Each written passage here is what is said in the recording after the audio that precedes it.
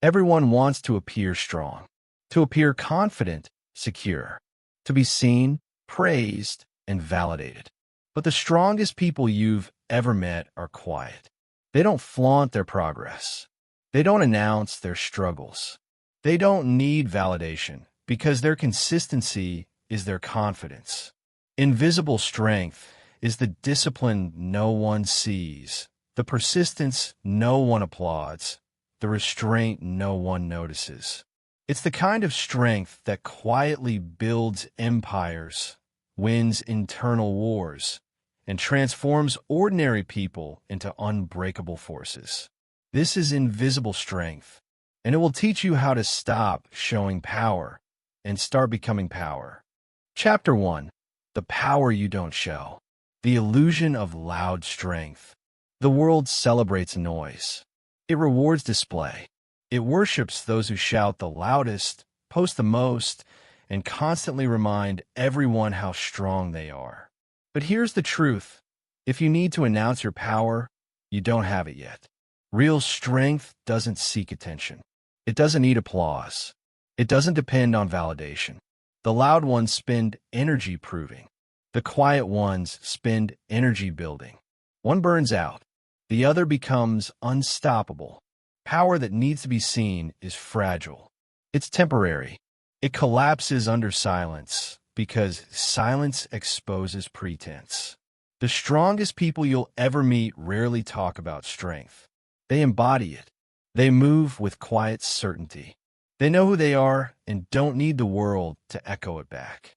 When you stop performing power, you start becoming it. When you stop showing, you start owning. That's the shift. That's the key. 2. Control over reaction.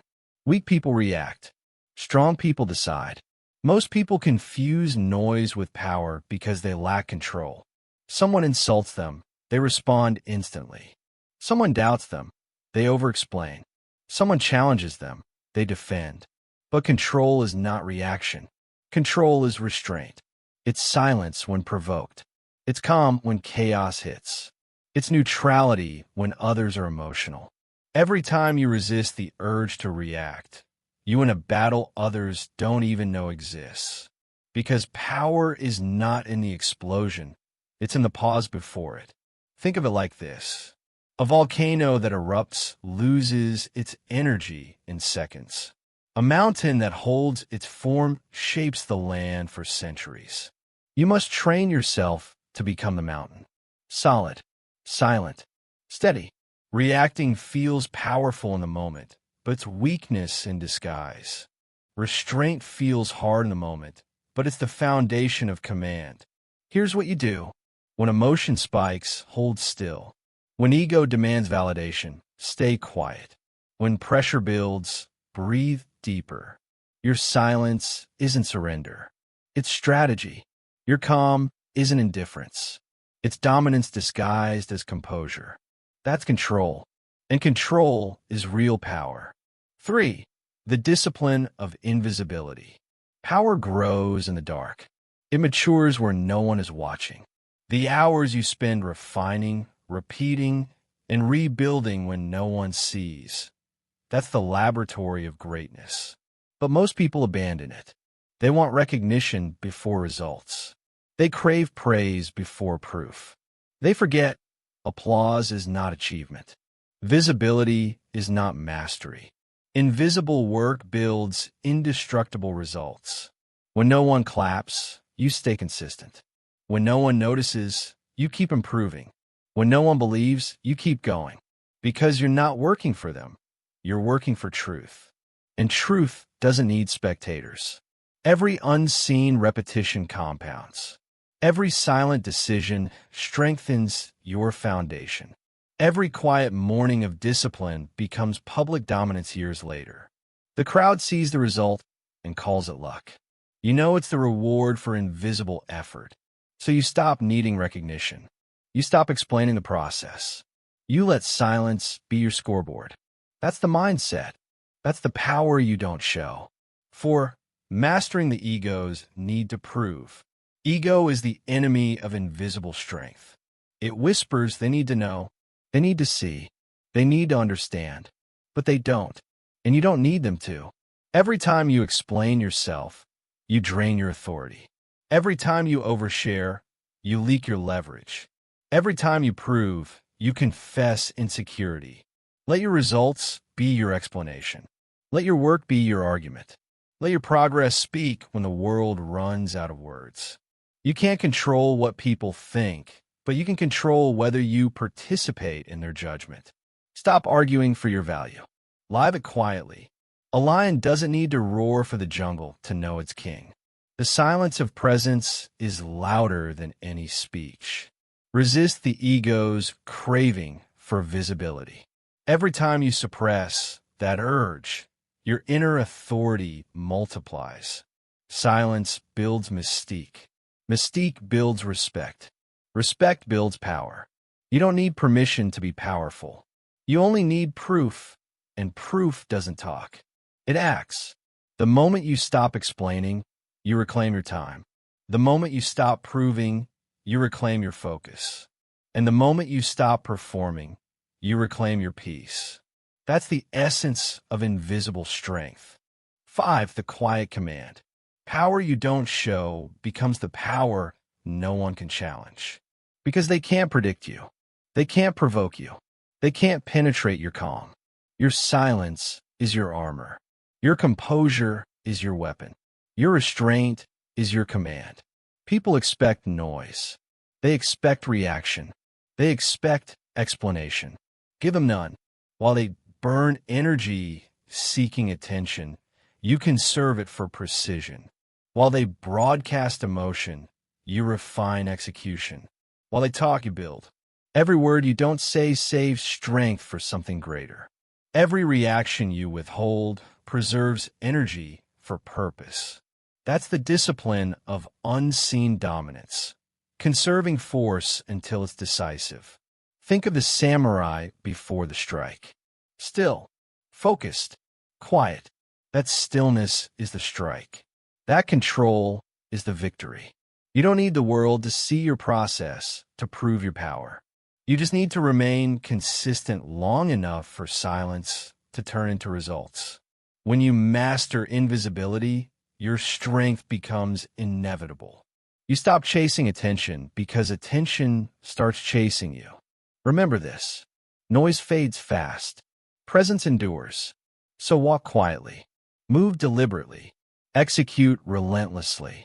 Because the power you don't show is the power they can't stop. Chapter 2. Consistency without witness. 1. The discipline no one sees. The world praises the finished statue. It forgets the years of chiseling. People admire outcomes, but rarely respect the repetition that built them.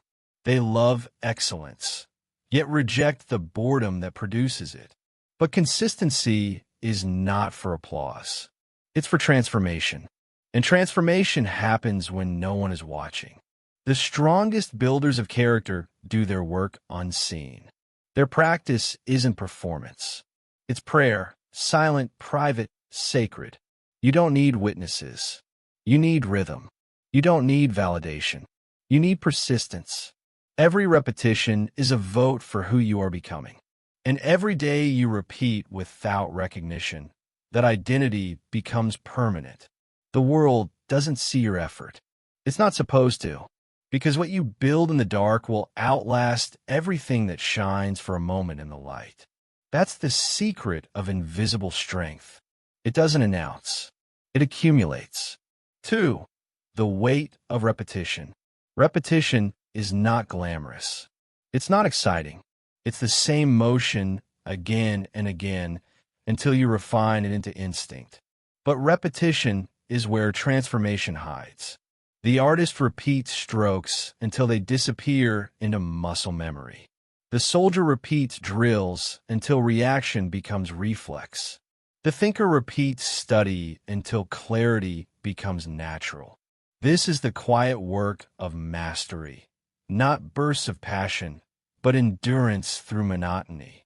The weak confuse boredom with failure. The strong know boredom is the price of excellence. Each act of repetition is a declaration. I'm not doing this to be seen. I am doing this to become. That's the choice. To trade the thrill of novelty for the slow burn of mastery. To stop chasing stimulation and start chasing refinement. Consistency builds what motivation can't sustain. It's the bridge between intention and immortality. And the truth is simple. You can't skip the hours no one applauds. They're the currency of everything you want. 3. Integrity in solitude. When no one is watching, you meet the real you. Not the performer, not the public version. The one who either does the work or makes the excuse. In solitude, there is no audience to impress, no applause to chase, no validation to hide behind. That's where integrity is tested, not in moments of recognition, but in the unseen hours when no one would know if you stopped. Discipline means you do it anyway. You honor the commitment, even without reward, because integrity is consistency of behavior, not in public but in private.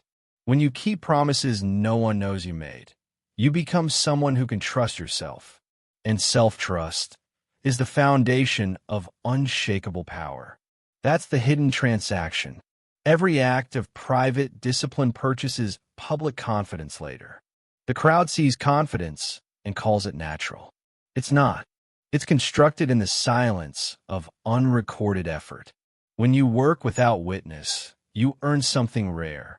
A mind that doesn't need proof to continue. 4. The battle against inconsistency. The real enemy isn't chaos. It's inconsistency. Most people don't fail from lack of talent. They fail from lack of rhythm. They start strong, then drift.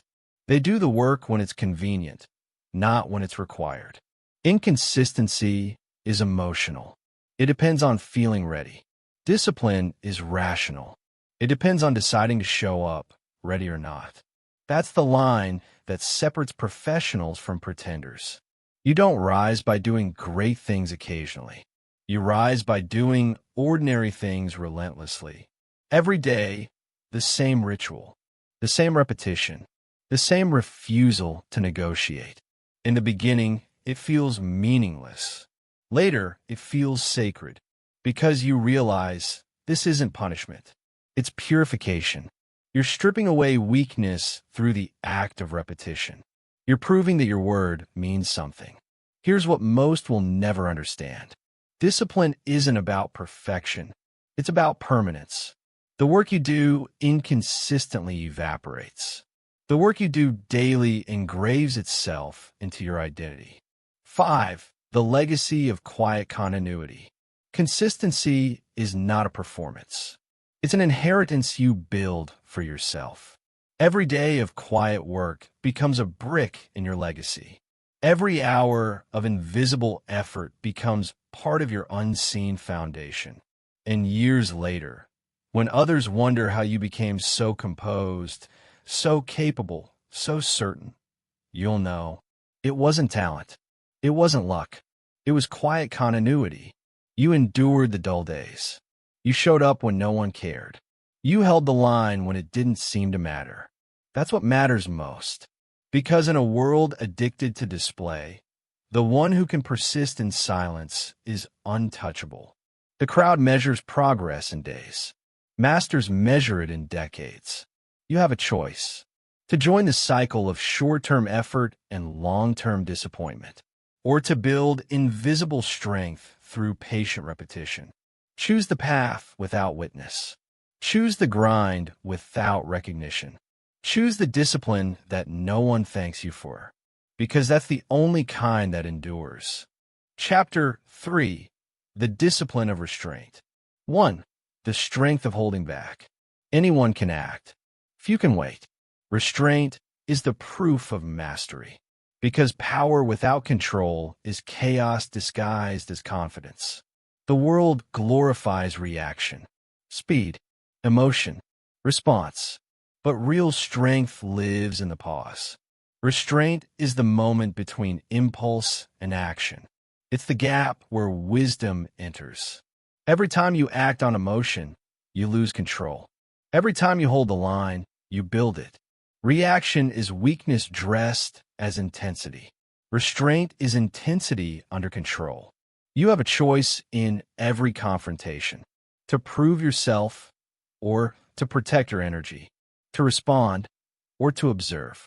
The weak chase release. The strong hold their fire because they know the power you don't use stays yours. That's the key. Restraint isn't suppression. It's strategy. 2. The impulse trap. The undisciplined person believes every emotion demands expression. They mistake reaction for authenticity. They think silence means defeat. But restraint doesn't silence truth. It sharpens it. Every unfiltered word you release becomes ammunition for someone else. Every impulsive move you make exposes your strategy. Every time you respond too quickly, you hand away leverage. The opponent who controls their tongue controls the field. Impulse is the currency of the weak. Restraint is the asset of the wise. Here's what most people don't understand. You don't win arguments by speaking louder. You win by speaking later, when emotion has burned out and logic remains. Control doesn't mean you don't feel. It means you decide when to reveal. Every delay in reaction is an act of strength. Every pause is a declaration of self-command. That's the discipline. To feel the fire, but not feed it. 3. Tactical restraint in action. Restraint isn't passive. It's tactical patience. A soldier doesn't shoot at movement. He waits for certainty. The disciplined mind does the same. When you learn to delay response, you gain information. While others burn energy, you gather leverage. Think of restraint as a force multiplier. It doubles the power of every move you eventually make. Because you're not reacting, you're deciding. In conversation, restraint disarms. In conflict, it confuses. In business, it clarifies. The silent player always looks stronger. The calm presence always feels dangerous. You don't need to announce your thoughts. You need to control the tempo. Let others rush. Let others reveal. Your silence builds tension, and tension creates control. That's how the patient always defeats the impulsive. Not by power, by precision. 4. Restraint as a daily practice. Restraint isn't reserved for major battles. It's trained in small moments.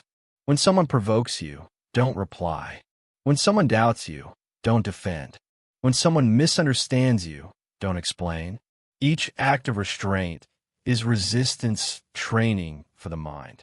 You're rewiring impulse into control. You don't need to justify yourself to anyone. You don't need to prove your value through noise. Silence becomes your armor. Composure becomes your signal. And the more you practice restraint in ordinary situations, the easier it becomes when stakes are high. The undisciplined person trains chaos daily. You're training stillness. You're conditioning composure. The moment you master restraint in minor irritations, you'll handle major storms with the same calm. That's the path. Small discipline, repeated endlessly until it becomes nature. 5. Restraint is power. Restraint is not weakness. It's delayed dominance. Anyone can explode. Few can endure. To endure is to stay unshaken. To wait is to stay undefeated. When you can absorb insult without losing control, you own yourself completely. They can't manipulate what you don't react to. They can't influence what you don't express. They can't weaken what you don't expose. That's power in its purest form. Unmoved, unprovoked, unbothered. The person who controls their reactions controls the entire dynamic. Because every emotional trigger is a doorway, and you decide which doors to open. The greatest victories happen without spectacle. The strongest moves are made in silence. The highest discipline is restraint. You have a choice, always. Act on impulse and lose power, or act with restraint and multiply it. Choose patience over performance. Choose silence over reaction. Choose restraint. the invisible weapon that never misses. Chapter 4: Emotional Containment. 1. The quiet inside the storm. There will always be storms. Around you, within you. But the disciplined soul does not drown. It observes the waves and chooses stillness. Containment is not denial. It is direction. You don't reject emotion. You redirect it. Emotion is raw energy. It can build. It can destroy. What matters is what you do with it. Most people are containers with cracks. They leak through words, reactions, and breakdowns. Every small emotion escapes through expression. That's why they are empty when they need strength most. Containment is the opposite. It's sealing the leaks. It's learning to hold emotion without spilling it. This is where composure begins, not in pretending you feel nothing, but in being vast enough to feel everything and still choose your action. That's the discipline, to stay still inside chaos, to remain calm while everything screams for reaction. 2. The mechanics of control. Emotion is chemical. It's physical. It's the storm in your bloodstream. Anger, fear, excitement, desire. They are all energy looking for an outlet. The undisciplined person releases it instantly. Through words, through actions, through noise. They confuse expression with release. But all they're doing is scattering energy. The disciplined mind converts it. Anger becomes focus. Fear becomes preparation. Desire becomes direction. Containment is transmutation. You don't waste the spark. You forge it into purpose. Every emotion is a messenger. You listen, but you don't obey. You interpret, but you don't indulge. That's what separates control from suppression. Suppression is fear of emotion. Containment is mastery of it. Suppression ignores the fire. Containment shapes it into light. 3. The practice of containment. Containment is trained through awareness. Awareness comes through pause. The pause between feeling and response is where your future is decided. When emotion rises, stop. Breathe. Label it. Don't react. Don't analyze. Just observe. Observation creates distance. Distance creates choice. That space between impulse and decision is where maturity lives. Every time you lengthen that pause, you strengthen your command. Over time, this becomes instinct. You no longer rush to speak. You no longer need to prove. You no longer need to defend. Your mind becomes a closed circuit. Energy circulates, refines, amplifies. Nothing leaks. Nothing is wasted. That's containment in motion, quiet power repeating itself. 4. The calm that intimidates. Calm is not soft. It's heavy. A calm person makes noise nervous. A composed presence makes chaos hesitate. People mistake loud emotion for strength. But volume is not power. Stability is. When others shout, you stay silent. When others panic, you remain deliberate. When others react, you choose. That's not indifference. It's control. The truly powerful make others adjust to their stillness. Because silence changes tempo. Calm rewrites the rhythm of any room. This is why emotional containment is magnetic. It's not that people admire your calm. They feel safe in it or exposed by it. You become the mirror that reflects their chaos back to them. And most can't stand to see it. That's why few reach this level of mastery. It requires carrying the heat without letting it burn you. It demands holding power without needing to show it. 5. The unshakable center. The goal is not to be emotionless. The goal is to be unshaken. To feel anger without losing compassion. To feel pain without losing clarity. To feel desire without losing direction. Containment doesn't kill emotion. It refines it. You begin to understand that every emotional wave passes. You stop chasing them. You stop fearing them. You let them rise. You let them fall. You stay centered. The unshakable person isn't one who feels less. It's one who remains solid no matter what they feel. That's true mastery, when your inner weather no longer dictates your actions. The weak are ruled by moods. The strong rule themselves. That's why emotional containment isn't just power. It's freedom. Because when no one can provoke you, no one can control you. And when nothing can shake you, nothing can stop you. Chapter 5. The Precision of Energy. 1. The Law of Direction. Energy without direction is destruction. That's the law. Most people waste their strength not because they lack power, but because they scatter it. They talk too much. They react too quickly. They try to do everything and master nothing. Energy is like light. Diffuse it, and it warms nothing. Focus it, and it cuts through steel. That's why precision matters. You can't control outcomes if you can't control where your energy goes. Focus isn't just about attention. It's about exclusion. You can't aim if you don't know what to ignore. Every unfinished task, every unnecessary conversation, every emotional outburst, they all drain the same battery you need for progress. Here's the truth. You're not tired. You're misdirected. The problem isn't lack of fuel. It's lack of focus. That's the first discipline. Aim before effort. 2. Eliminate leakage. Energy leaks in silence. Not in explosions, but in habits. Scrolling without purpose. Talking without meaning. Thinking without decision. Each small leak weakens your output. Each distraction divides your force. The elite know this. That's why they're ruthless about removal. They guard their time. They protect their focus. They eliminate noise before it becomes loss. If something drains you, it's a leak. If someone constantly disrupts your focus, it's a leak. If a thought loops without action, it's a leak. Plug them all. Without mercy. You can't build precision on chaos. You can't channel power through distraction. That's the strategy. Seal the system, then direct it.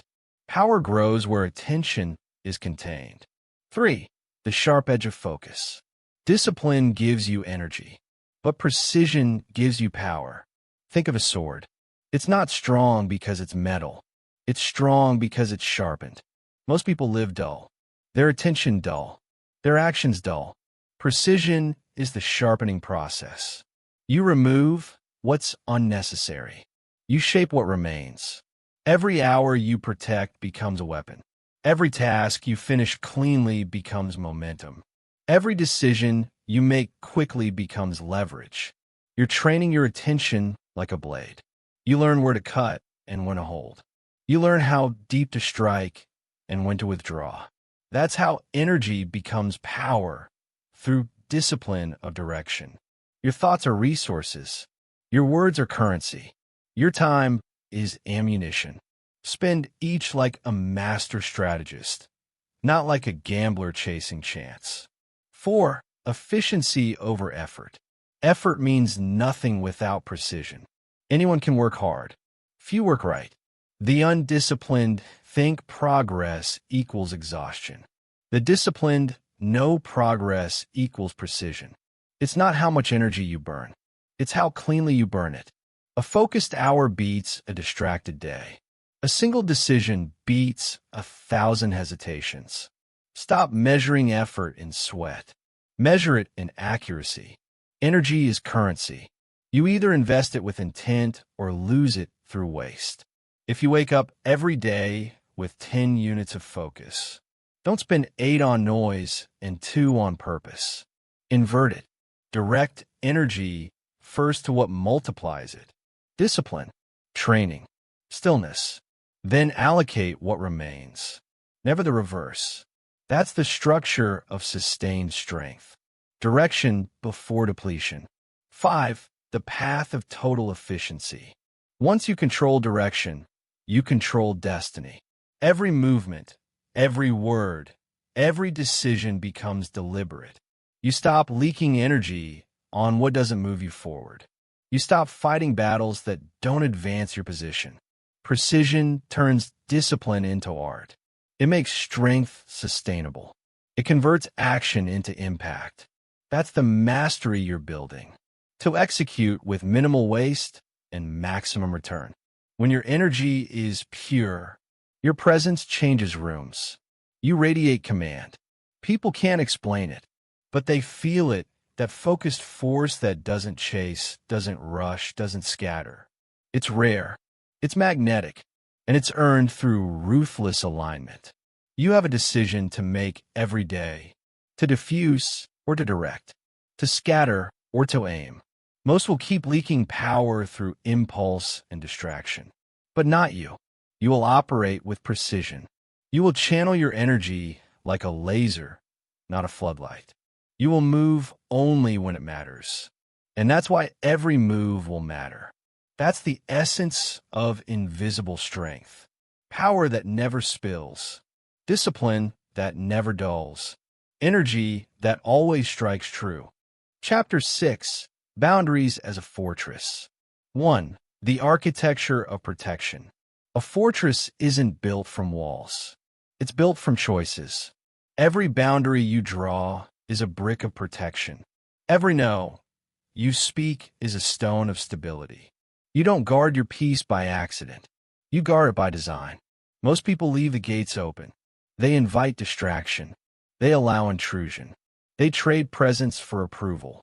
And then they wonder why they're drained, why they feel lost, why they have no strength left for what truly matters. The truth is simple.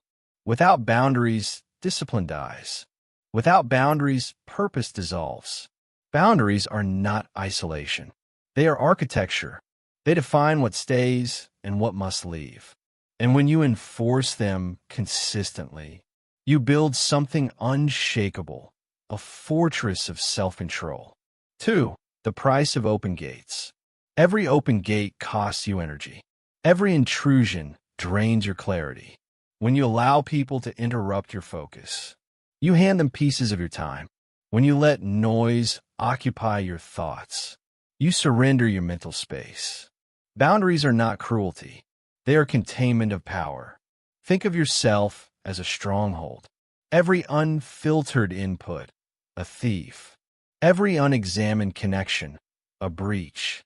The undisciplined person believes access equals kindness. The disciplined know access must be earned. Not everyone deserves entry into your attention. Not everyone deserves explanation of your silence. To protect your mission, you must sometimes disappoint others. You must sometimes stand alone. That's not arrogance. That's alignment. Because a mind open to everything is mastered by everything.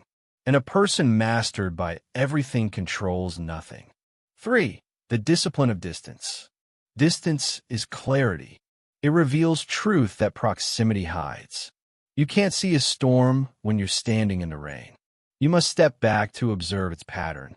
Boundaries create that distance, emotional, mental, spatial.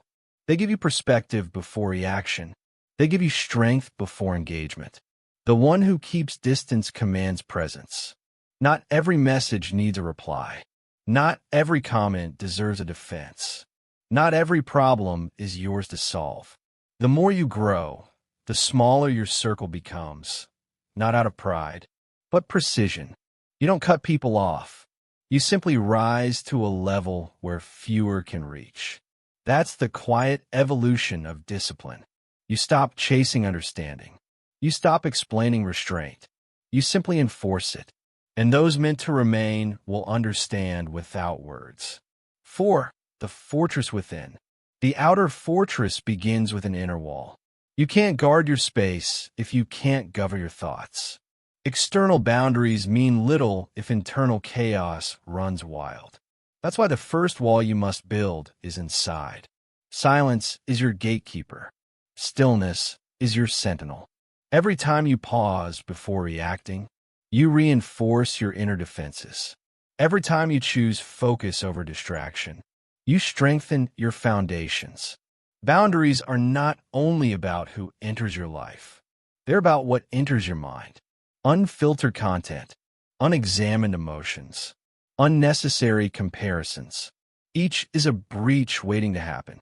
You build your fortress thought by thought, habit by habit, decision by decision, until one day, nothing enters that you didn't invite, and nothing leaves that you didn't intend.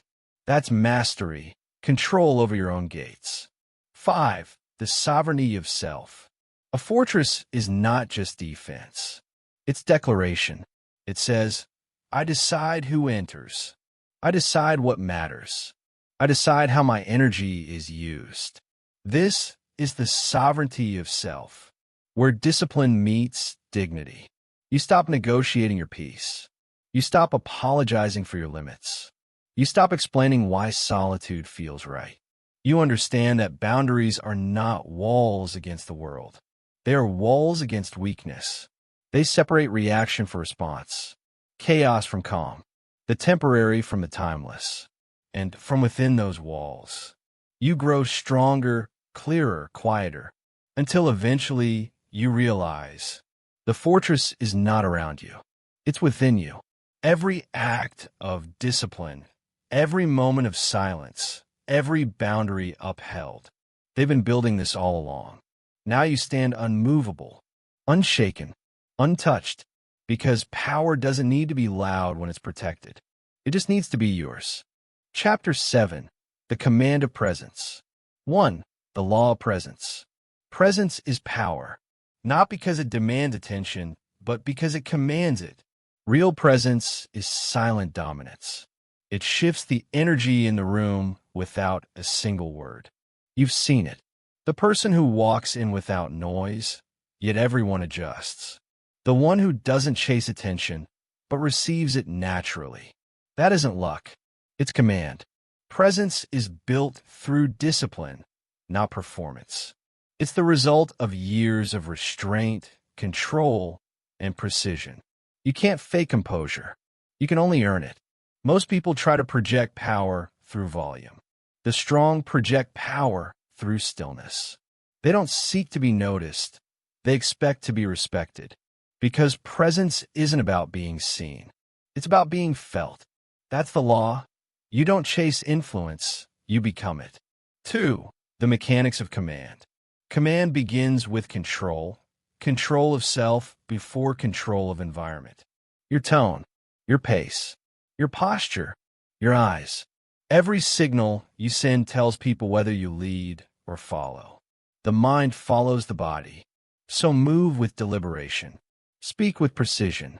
Stand with gravity. Never rush. Never fill silence. Never explain more than required. Every unnecessary word weakens authority. Every impulsive action dilutes control. When you speak, mean it. When you act, finish it. When you decide, commit fully. That's how command is built. Through consistency, not charisma. Leadership isn't about being louder. It's about being clearer. That's the structure. Clarity in speech. Composure in motion. Conviction in silence. This is the language of presence. It's universal, and it's learned through discipline. 3. The posture of power. Before you speak, you are already communicating. Before you move, you're already leading.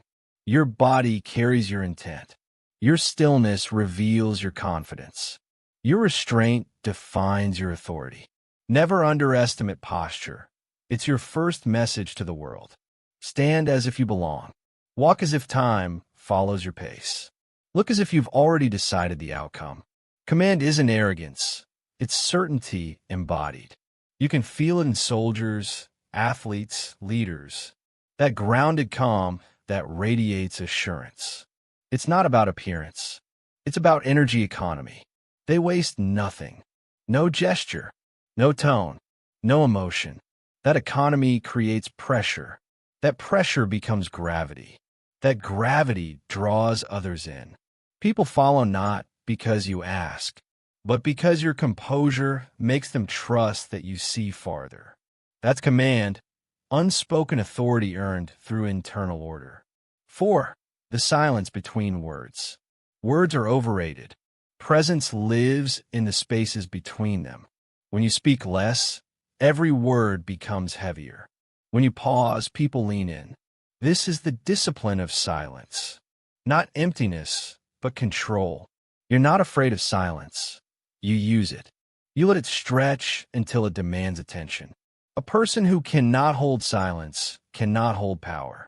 They fear stillness because they lack inner stability. But silence is the mark of confidence.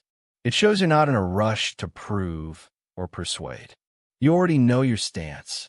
That's why the strongest communicators often speak the least. They speak only when necessary. And when they do, everyone listens. Use silence as punctuation.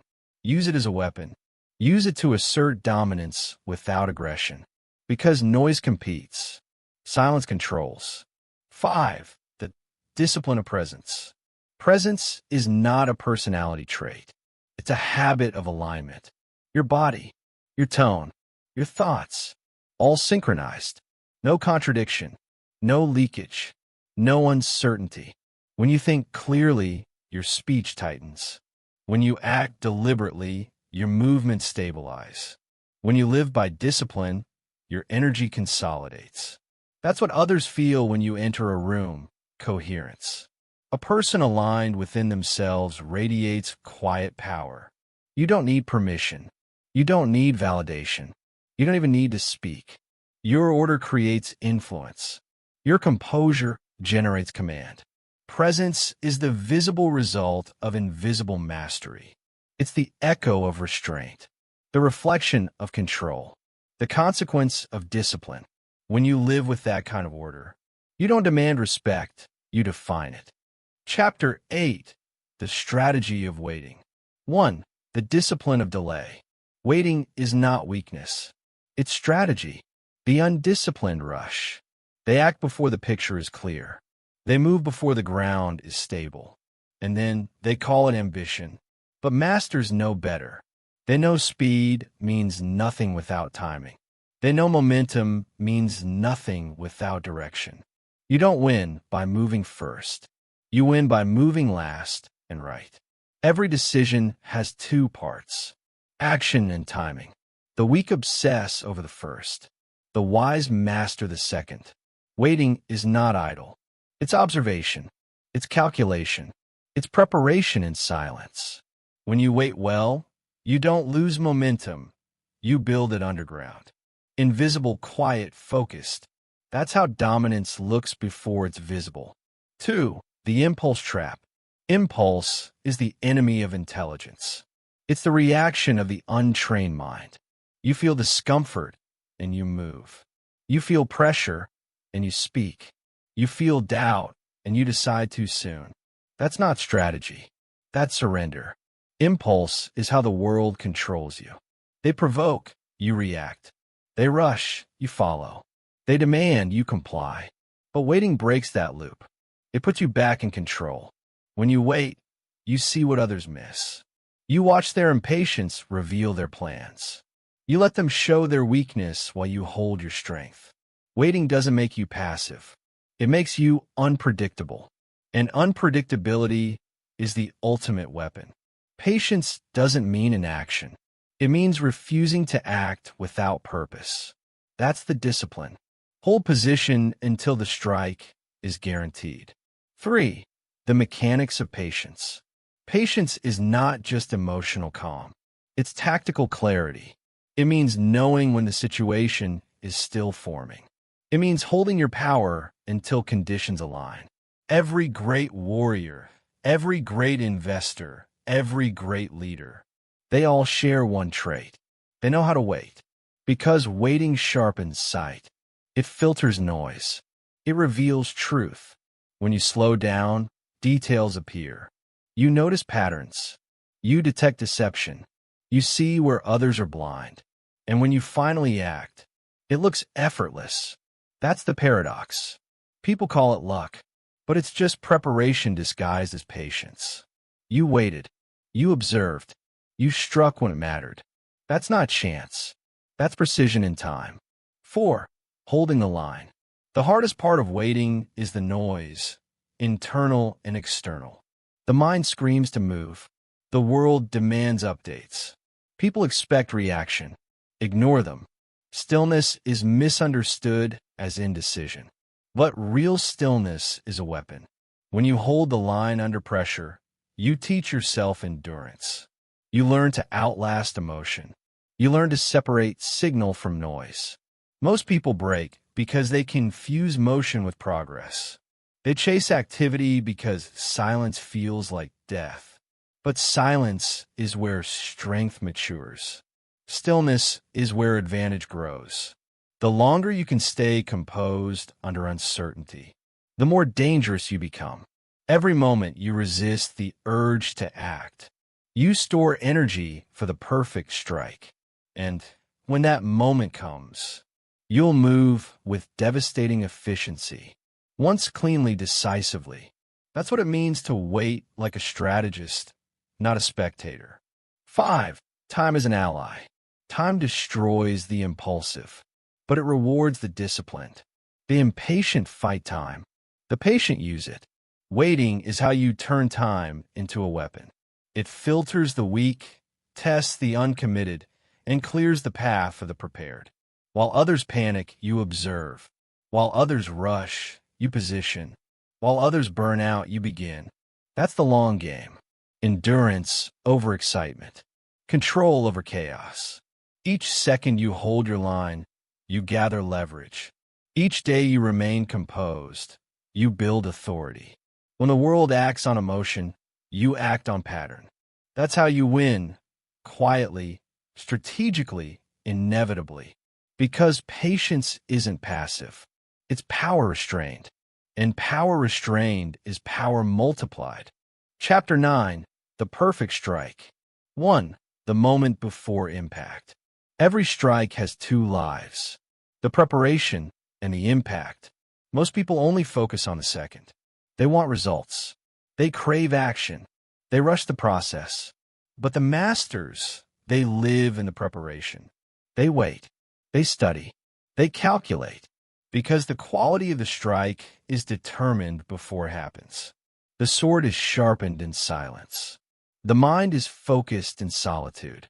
The move is rehearsed in stillness. The weak think speed wins. The strong know timing wins. You don't swing first. You swing last and only once. The perfect strike is not about aggression. It's about precision. It's not about movement. It's about mastery. Because every wasted motion leaks power, and every controlled motion amplifies it. Your goal is not to move often. Your goal is to move right. 2. The anatomy of precision.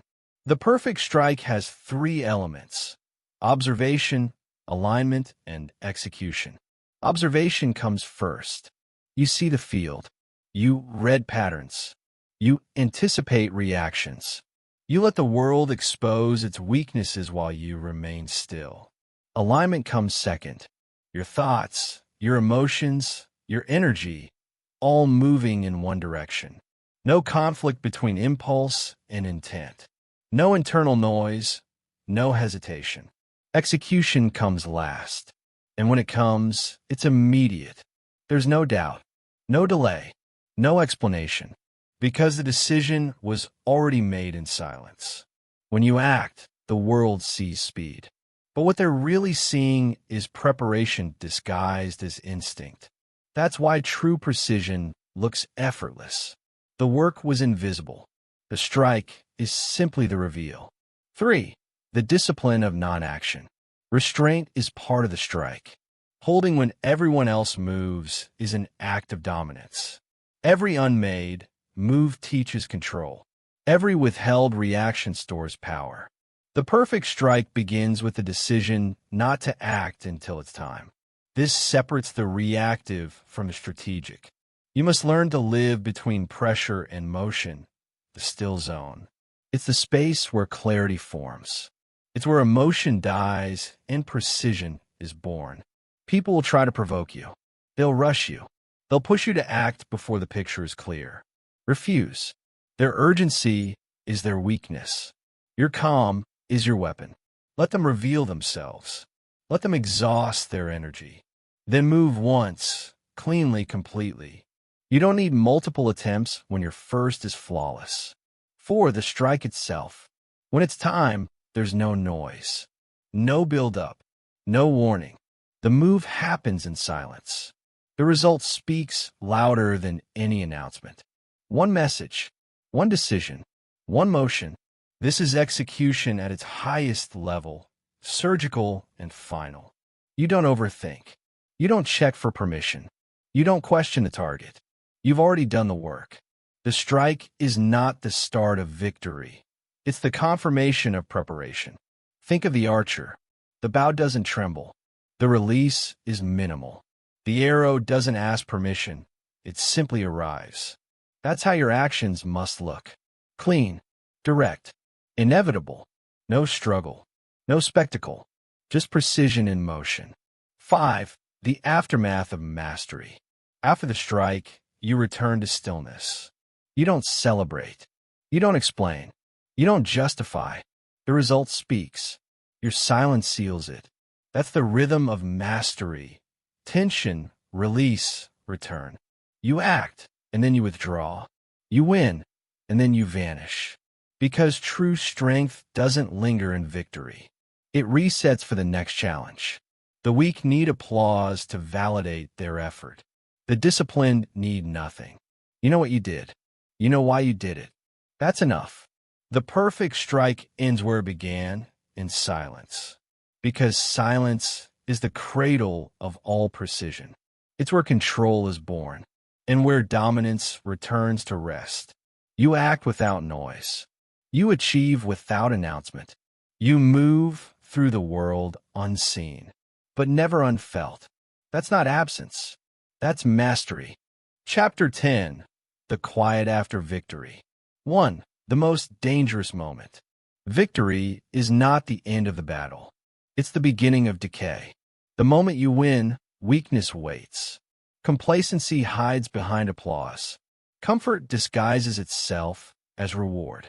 That's why most people lose after they win. They stop sharpening the blade. They confuse achievement with arrival. They let success soften the edge discipline built. Victory whispers lies. You've done enough. You can relax. You deserve ease. That's the trap. The same voice that told you to keep going now tells you to stop. But the masters know better. They know victory is just another test, not of skill, but of restraint. The true battle begins the moment everyone else stops fighting. Winning is not hard. Staying sharp after winning is. 2. The weight of applause. Applause is addictive. It feeds the ego, not the discipline. The noise of praise drowns the voice of growth. And when you start performing for praise, you start dying in silence. The disciplined reject applause. They don't despise it. They simply ignore it. They understand what applause means. The world saw a moment, not the process. You don't owe them performance. You owe yourself consistency. Let the applause fade. Let the noise die. Return to silence. That's where the next version of you is built. Because applause is backward-looking. It celebrates what's done. Discipline looks forward. It prepares for what's next. That's why you withdraw after victory. You disappear not out of arrogance, but protection. You protect your focus from the noise of celebration. That's the move. 3. The art of withdrawal. The strongest disappear after they win. They don't explain. They don't gloat. They vanish into work. Withdrawal is not absence. It's preservation. You don't need to announce the next move. You don't even need to make it visible. You only need to continue. The process doesn't care about your trophies. It only respects repetition. This is how mastery sustains itself. Through withdrawal, reflection, recalibration. When the battle ends, you review the field in silence. What worked? What failed? What must evolve? You don't chase new victories for attention. You design new challenges for growth. That's how the disciplined live, always rebuilding what others assume is finished. Victory is a checkpoint, not a destination. Withdraw, refocus, return stronger. 4. The shadow of success. Every success casts a shadow. Ego, distraction, pride. Ego tells you you're untouchable. Distraction tells you there's time to waste. Pride tells you there's nothing left to learn. These are the enemies of endurance. The weak worship their success. The strong analyze it. You can't build on what you refuse to deconstruct. Every victory must be audited. Every achievement must be dissected. Ask yourself, what did this teach me? What did it expose? What does it demand next? If you can't answer, you've already begun to decline. The true enemy of progress isn't failure. It's satisfaction. Complacency is corrosion. It starts slow, unseen. It destroys everything that discipline built. That's why the masters remain dissatisfied. Not from lack of gratitude, from pursuit of precision. They never settle because perfection doesn't exist. And that's exactly why they never fall. 5. The return to silence. After every victory, return to the beginning, to the quiet, to the solitude that made you sharp. Discipline must always outlive the applause. When the world celebrates, you train. When the world sleeps, you study. When the world forgets, you refine. Because silence is not emptiness. It's the forge where character is remade. Every success must be followed by a season of silence. Not as retreat, but renewal. In silence, you reconnect with the mission. You shed what victory added, the pride, the noise, the distraction. You return to purity of focus. This is the rhythm of the disciplined. Rise, achieve, withdraw, rebuild, repeat. That's how you stay unstoppable. That's how you transform victories into foundations, not memories. You don't just win once. You win indefinitely because you refuse to stop at winning. That's the highest form of control. Not controlling the outcome, controlling yourself after the outcome. The quiet after victory isn't empty. It's the sound of mastery breathing. You've mastered motion. You've mastered stillness. You've learned to wait, to strike, to withdraw. Now understand this. Discipline isn't what you show the world. It's what you maintain when the world stops watching. Your silence is your sanctuary. Your restraint is your armor. Your consistency is your crown. Don't let victory break you. Let it remind you what made you powerful. Restraint, focus, control. Then return to the beginning. Start again. Build again. Sharpen again. Because the strong don't retire. They reset. And that's why they remain invincible. The loud ones get attention. The quiet ones build empires. The weak demand validation. The strong demand results. You have learned that discipline does not need an audience. That consistency without applause is where character is born. That moderation builds authority. That silence multiplies focus. That invisible habits build visible greatness. You have learned that integrity is the silent weight that only the powerful can carry. That calm under pressure is a mark of true mastery. That endurance without recognition creates invincibility. And now you know that the strongest forces move silently. No noise, no audience, no praise. So here is your challenge. Disappear into your work. Disconnect from the applause. Build in silence. Reappear only when your results speak so loudly that you no longer need to speak. Because strength that does not need to be seen can never be broken.